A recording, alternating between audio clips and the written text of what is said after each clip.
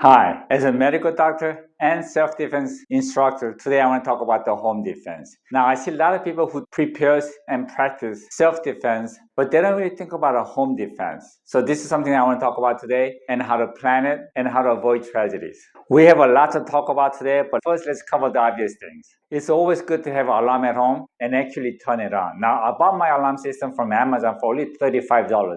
And it's really loud and it's got motion detection, so it works great. But for more money, you could have a professional alarm company install the alarms and safeguard your house.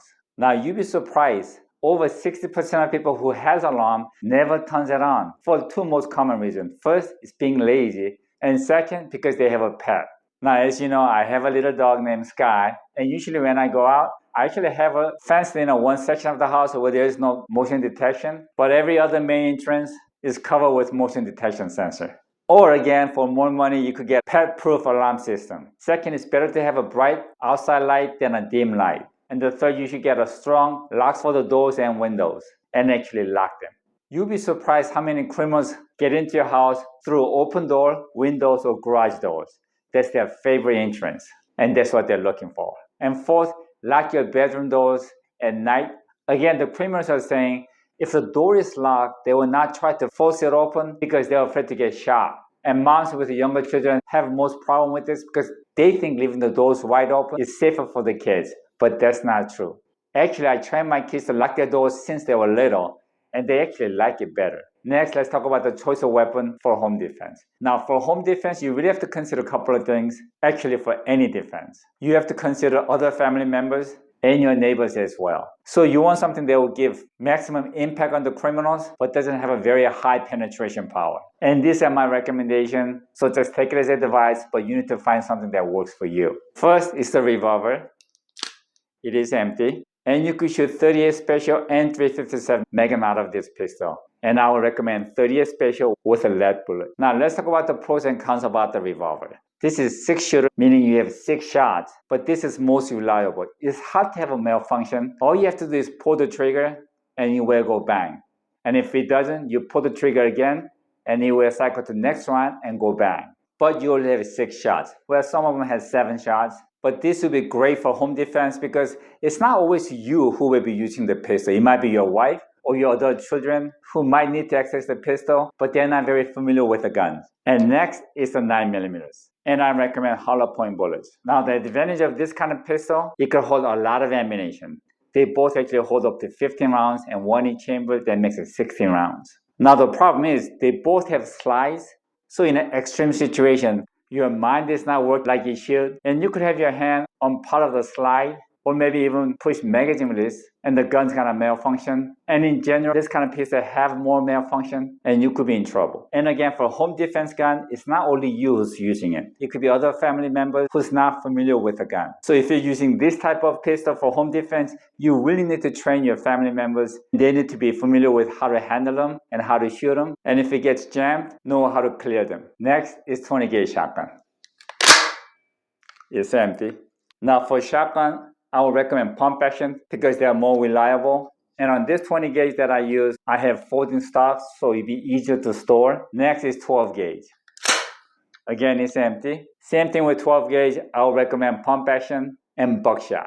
And I actually don't recommend small flashlights or laser beams. Now the reason is you become very bright target. The data shows that criminals, when they see a flashlight or laser beam, they will shoot right at it.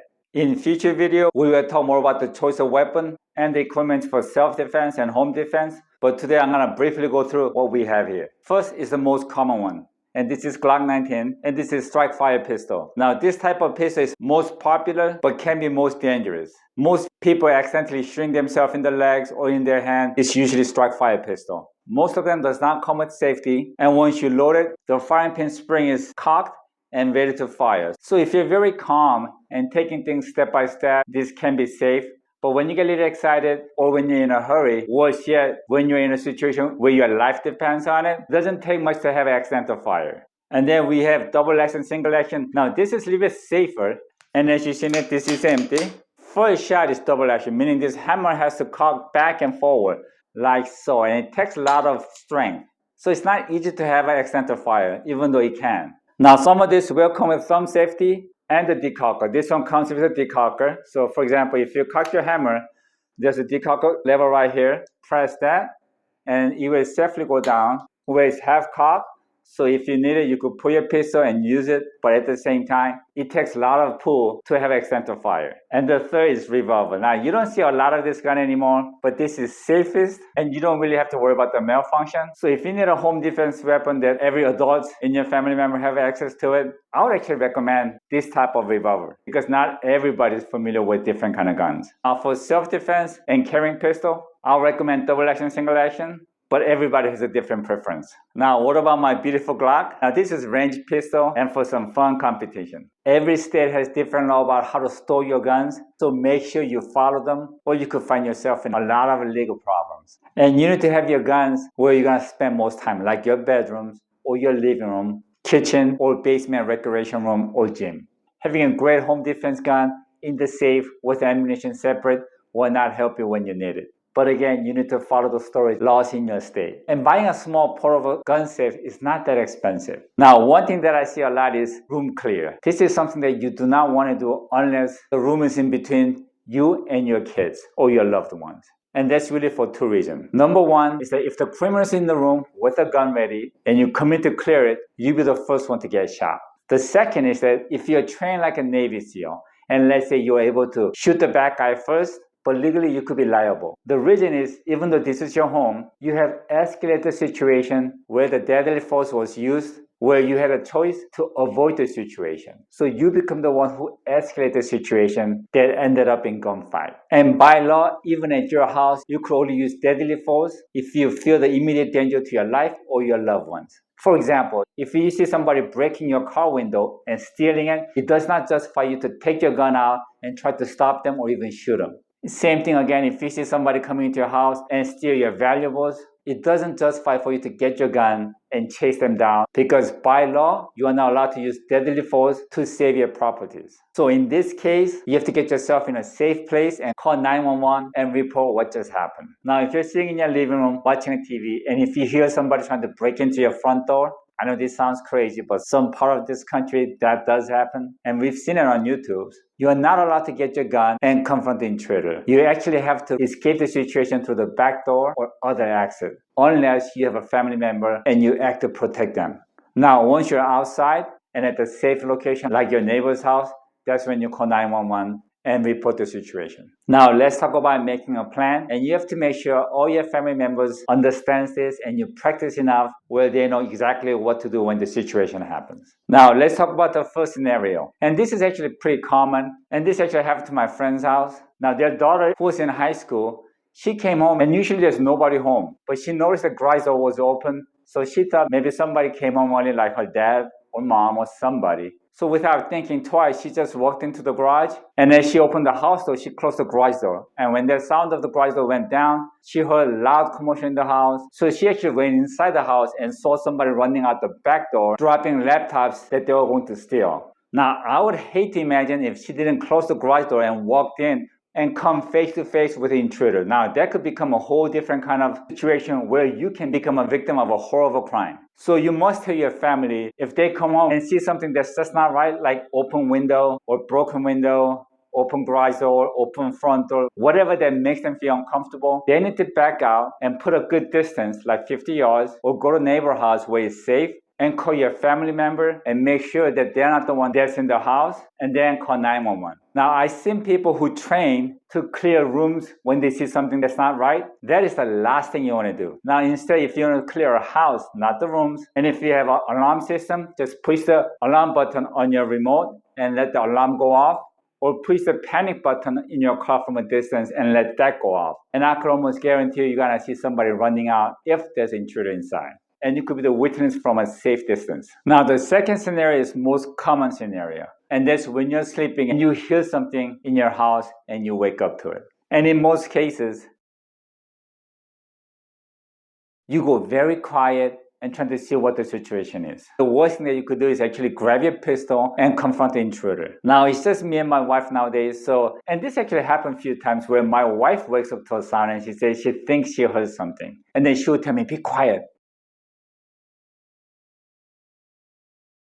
Now, in cases like this, you don't want to be quiet, but everybody has to have their role. In my house, my wife grabs a cell phone, and then I grab a pistol, and then we'll go into our bathroom and lock doors and call 911.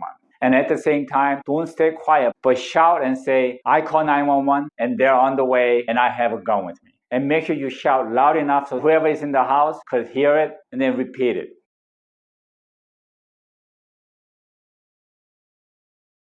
Now, this might feel kind of silly and stupid if there's nobody in the house, but if there's nobody in the house, who cares, right?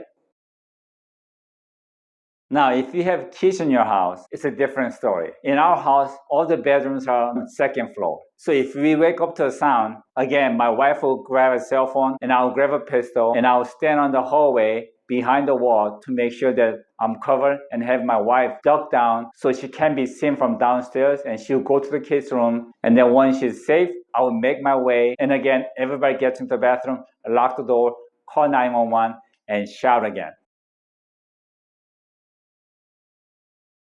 Now, at this point, when you're in the bathroom, you should not stand in front of the door where you're at the line of fire. Instead, you want to be on the side, or if the bathroom is small, get on the floor on your back and have a gun pointing upwards. This way, you'll be out of the line of fire, but at the same time, you are ready to stop the attack. Now, the third scenario is something that I could never imagine that would even happen to this neighborhood, because we live in one of the safest neighborhoods in USA. But you actually see this on YouTube and on TV. And since we all live in different environments, I thought I'll share this with you. And this is when you're sitting in your house, watching a TV or doing whatever, and you hear somebody trying to break into your front door or the back door or whatever. In this case, you want to grab your cell phone and your gun and escape to the safest door, like back door or the basement door. And once you're at the safe distance or at your neighbor's house, that's where you call 911 and report what just happened. But it's a different story when you have other family member in different part of the house. Now, this is where you actually have to have your gun ready and shout to the family to get down and escape to the back door. And you have to be ready at high ready position, or actually at the full drawn and ready to protect. Again, if everybody makes out to the back door, safely get to the safe distance or your neighbor's house and call 911. Now, one thing I also want to tell you is that planning a home defense and practicing is a very serious matter, but you can actually make it enjoyable with your family. I'm not sure about moms, but in most cases, kids will enjoy it. And when you practice, do not use real gun, not even unloaded ones. Now, if you don't have a toy gun or model gun, you could use a cell phone and act like this is a real gun and practice. Well, be safe and God bless.